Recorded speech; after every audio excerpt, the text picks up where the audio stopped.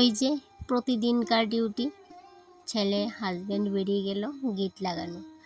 তো ওই ডিউটিটার কথাই বলছিলাম। তারপর চলে আসলাম এই যে রান্নাঘরের পিছনটায়। এদিকে আসারও কিন্তু একটা কারণ আছে। এই যে আমার জানলাটার মধ্যে দেখতে পাচ্ছ, উনি বসে আছেন। তো উনাকে তো আমি প্রথমে ঘর থেকেই দেখেছিলাম, কিন্তু ভাবলাম তোমাদেরকে আমি বাইরে থেকেই এসে শেয়ার করি তোমাদের সাথে। তোমরা দেখে অবশ্যই বুঝতে পারছো যে এই যে দেখো কত বড় একটা ব্যাঙ। এই যে এটাকে কি ব্যাঙ বলে আমার ঠিক মনে হচ্ছে না, মানে মনে পড়ছে না। এটাকে মনে হয় সম্ভবত এটাকে কাঠ ব্যাঙ বলা হয়। এটা এমন মানে লাফ দেয়, কি বলবো তোমাদের। প্রথমে তো অনেকটাই ভয় করছিল ব্যাঙটাকে দেখে, ভাবছিলাম যে এই ব্যাঙটা যদি ঘরে ঢুকে যায় তাহলে কি হবে অবস্থাটা। তো যাই হোক, পরে অনেকক্ষণ পর কিন্তু এটা এখান থেকে সরে গেছিল। তো আমার ভয়টা কেটে গেছে। অনেক গল্প করব, তার আগে নিজের পরিচয়টা দিয়ে নিই। তো বন্ধুরা, আমি রূপা, ত্রিপুরার ধলাই জেলার ছোট্ট একটা গ্রাম থেকে অতি সাধারণ ঘরের অতি সাধারণ একজন গ্রাম্য গৃহবধূ। তো গুড মর্নিং সবাইকে, কেমন আছো সবাই? আশা করছি রাধা মাধবের কৃপায় সবাই ভালো আছো। এখন বাজে সকাল 7:30। তো 7:30টার সময় ছেলে হাজব্যান্ড তো বেরিয়ে গেল, ছেলে স্কুলে, হাজব্যান্ডও চলে যাবে দোকানে। তো তারপর এদিকে আমি গেটটা লাগিয়ে এই যে তোমাদের সাথে দেখালাম যে ব্যাঙটা যে কোথায় বসে আছে। তারপর দেখালাম যে একটা জলের বালতি ভর্তি করা, কারণ ছেলেকে বলেছিলাম বালতিটাকে এখানে ভর্তি করে রেখে দিতে, আমি যখন স্নান করব তখন নিয়ে যাব, যেহেতু এটা ঠাকুর ঘরের বালতি। তারপর ঘরে গেলাম, একটু শুয়ে থাকলাম, যেহেতু শরীরে একটু জ্বর আছে সেই জন্য খানিকক্ষণ শুয়েছিলাম। তারপর এই যে চলে আসলাম রান্না করে। তো হাজব্যান্ড আমাকে মানে আমার জন্য সকালবেলা যে চার মতো করে একটা কাড়া বানিয়ে দিয়ে গেছিলো, যেহেতু অনেক কাশি সর্দি সেই জন্য, কিন্তু আমি না খেতে ভুলে গেছিলাম আর অনেকটাই ঠান্ডা হয়ে গেছিলো। পরে আমি ঘরে গিয়ে এটাকে গরম করে আবার খেলাম, গরম জল করলাম। আর প্রচণ্ড প্রচণ্ড কাশি সর্দি জ্বর তো আছেই সাথে, কি বলবো। এই যে এখন ওয়েদার চেঞ্জ হচ্ছে, সঙ্গে সঙ্গেই কিন্তু সবার একটু না একটু অসুখ বিসুখ করছেই। তো কাড়া খাওয়ার পর একটু চা খেয়েছিলাম, তারপর অনেকক্ষণ শুয়েছিলাম, কারণ শরীরটা ভীষণ ভীষণ খারাপ লাগছিল। মনে হচ্ছিল কি আমার পেছনে কেউ নেই, আমাকে এক গ্লাস জল দেওয়ার মতো আজকে কেউ নেই। শরীরটা যখন এতটা খারাপ হয়েছিল, মানে কি বলবো। তারপর আবার খানিকক্ষণ শুয়ে যখন একটু ভাল লাগছিল, তখন কিন্তু ঘুম থেকে উঠে এই যে স্নানটা করে নিয়েছি সবার প্রথমে।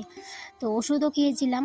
তো ওষুধ খাওয়ার পর একটু যখন ভাল লাগছিল তখনই উঠে স্নানটা করলাম। স্নানটা করে কিন্তু এই যে ঠাকুরের জন্য যে জলটা ছেলে বড়িয়ে দিয়ে গেছিলো, সেই জলটাকে ঘরে মানে ঠাকুর ঘরের জন্য নিয়ে যাচ্ছি। তারপর কিন্তু বাসন কুসন কিচ্ছু মাজা হয়নি, রান্নাঘরের সমস্ত বাসন কিন্তু এই যে ট্যাঙ্কির পার, তোমরা নিশ্চয়ই খেয়াল করেছো।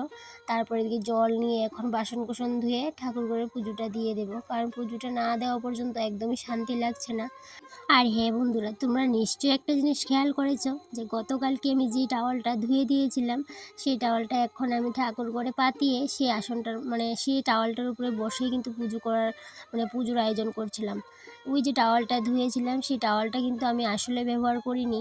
তো এমনিতেই ছিল, অনলাইনে এনেছিলাম 4টা এরকম টাওয়াল, কিন্তু ছোটো হওয়ার কারণে আমি একদমই ইউজ করিনি। তাই জন্য ভাবলাম ঠাকুর ঘরে তো একটা আসন নেই, সেই জন্য আসনের বদলে আমি এই টাওয়ালটাই কিন্তু এখন ব্যবহার করে নেব। মানে আসন ভাবছিলাম কিনবো, কিন্তু আর টাকাটা নষ্ট করে লাভ নেই, এই টাওয়ালটার মধ্যেই বসেই পুজোটা করে নেব, যেহেতু আসন ছাড়া পুজো করা একদমই ভালো না, তাই জন্য। আর এদিকে দেখো এই যে লক্ষ্মীনারায়ণ দেখতে পাচ্ছ, ছোট্ট একটা ছবি, সেটা আমি লক্ষ্মী পুজোর দিন এনেছিলাম। কারণ আমি শুনেছি মা লক্ষ্মীকে নাকি একা পুজো করতে নেই, মা লক্ষ্মীর সাথে নাকি নারায়ণকে রাখতে হয়। তো আমার কাছে তো এতদিন নারায়ণের ছবি ছিল না। অনেক দিন আগেই ভাবছিলাম যেদিন আমি বাজারে যাব সেদিন গিয়ে আমি একটা লক্ষ্মীনারায়ণের ছবি নিয়ে আসব। তো যেদিন লক্ষ্মী পূজার বাজার করতে গিয়েছিলাম তখন আমি ছোট্ট একটা লক্ষ্মীনারায়ণের ছবি দেখতে পেয়েছি আর সঙ্গে সঙ্গেই নিয়ে নিলাম। প্রত্যেক দিন তোমাদের সাথে অনেক অনেক গল্প করি, কিন্তু তার মাঝেও একটা মানে কথা মিসিং হয়ে গেছিলো, সেই কথাটা না বললে নাওই হবে। সেই জন্য ভাবলাম না আজকে শেয়ার করি। কি হয়েছে বলো তো, এই যে আমার এই বছরের লক্ষ্মী মায়ের প্রতিমাটা দেখতে পাচ্ছ, সেটাকে না যখন কিনে নিয়ে এসেছিলাম বাড়িতে, তখন মানে এতটাও লক্ষ্মী মায়ের ব্রুর দিকে খেয়াল করিনি। তো নিয়ে এসেছিলাম বাড়িতে, দেখছিলাম যে অনেকটাই সুন্দর লাগছিল, তাই জন্য চট করে নিয়ে নিলাম। কিন্তু বাড়িতে আসার পর দেখি মা লক্ষ্মীর একটা ব্রু একটু উঁচু করে আঁকানো। তো দেখে অনেকটাই মানে কেমন লাগছিল, ভালো লাগছিল না, তাই জন্য আবার কিন্তু আমি একটু এই দিনের জন্য একটু আর্টিস্ট হয়ে গেলাম। মা লক্ষ্মীর প্রথম যে ব্রুটা আঁকা ছিল সেই ব্রুটাকে না আমি ছেলের একটা পেন্টিং করার ইয়েলো কালার ছিল সেটা দিয়ে মুছে নতুন করে আবার ব্রুটা মানে এঁকে দিয়েছিলাম। কি বলবো, একটু মোটা হয়ে গেছিলো, কিন্তু আমি সামনে থেকে মানে যখন তোমাদের দেখাচ্ছিলাম তখন নিশ্চয়ই বুঝতে পারছো যে একটা ব্রু একটু মোটা হয়ে গেছে। একটা জিনিস খেয়াল করেছো কিনা জানি না, আমি না এই যে বাজানোর শঙ্খটাকে জলের মধ্যে ভিজিয়ে রাখলাম কিছুক্ষণের জন্য। আমি না একদমই শঙ্খ বাজাতে পারি না, একদম ভালো করে বাজতেই চাই না। আর শুনেছি শঙ্খকে নাকি জলের মধ্যে একটু সময় ভিজিয়ে রাখলে তাদের নাকি শঙ্খটা ভালোই বাজে। তো তাই জন্য আমি প্রত্যেক দিন এখন প্র্যাকটিস করি শঙ্খ বাজানোটা। এই যে প্রত্যেক দিন 3বারের বেশি তার বাজানো যায় না, তো সকাল সন্ধ্যা। সকালে তো এই যে ঠাকুর নিদ্রা জাগানো সেটা তো ছেলেই করে, তো দুপুরে পুজো দেওয়ার সময় আর সন্ধেবাতি দেওয়ার সময় আমি একটু একটু প্র্যাকটিস করি, দেখি শঙ্খটা ঠিকভাবে বাজাতে পারি কি না। কারণ পাশের বাড়িতে যখনই সবাই পুজো করে তখন না শঙ্খ বাজিয়ে পুজো করে, আমার এত ভাল লাগে কি বলবো তোমাদের। আর শঙ্খটা কেন জানি না আমি বাজাতে পারি না ভালো করে, তাই জন্য প্রত্যেক দিন কিন্তু আমি শঙ্খ বাজানো শিখছি আবার নতুন করে। আগে না খুব সুন্দর শঙ্খ বাজাতে পারতাম অনেক, মানে ছোটোবেলায়, কিন্তু এখন আর না বাজাতে বাজাতে একদমই বাজাতে পারি না, তাই জন্য প্র্যাকটিস করছি। আর আমি যখনই শঙ্খ বাজাতে যাই না আমার ছেলে হাসতে থাকে, হাজব্যান্ডও শুনলে হাসতে থাকে, কিন্তু আমি ওই কথাগুলো মানে হাসিগুলোকে একদমই কর্ণপাত করি না, কারণ আমাকে তো শিখতে হবে। শিখতে গেলে অনেক হাসির পাত্র হতে হয়, সেটা আমি এই যে এতটুকু বয়সে ভালোই বুঝতে পেরেছি। তো তারপর আর কি কিছুদিন পর নিশ্চয়ই আমি ভালো করে শঙ্খ বাজাতে পারবো, সেটা আমার নিজের উপর অনেকটাই বিশ্বাস আছে। আমরা যখন যে কোনো মন্দিরে যাই, দেবদেবীর মন্দিরে, তখন কিন্তু মাথায় কাপড় দিয়েই কিন্তু দেবদেবীর মন্দিরে প্রণামটা করতে হয়।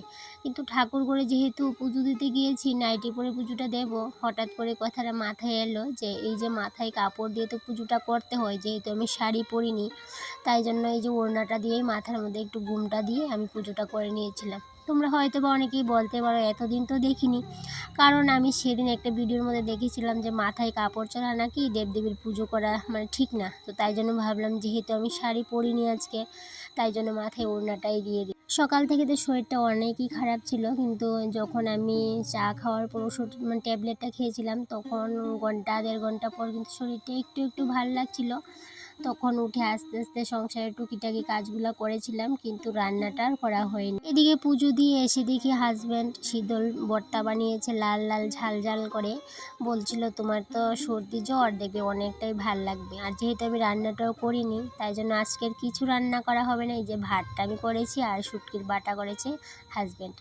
তো যাই হোক বন্ধুরা, তাহলে আজকের ব্লগটা এই পর্যন্তই থাক, আবারও দেখা হবে পরবর্তী কোনো একটা ব্লগে। টাটা।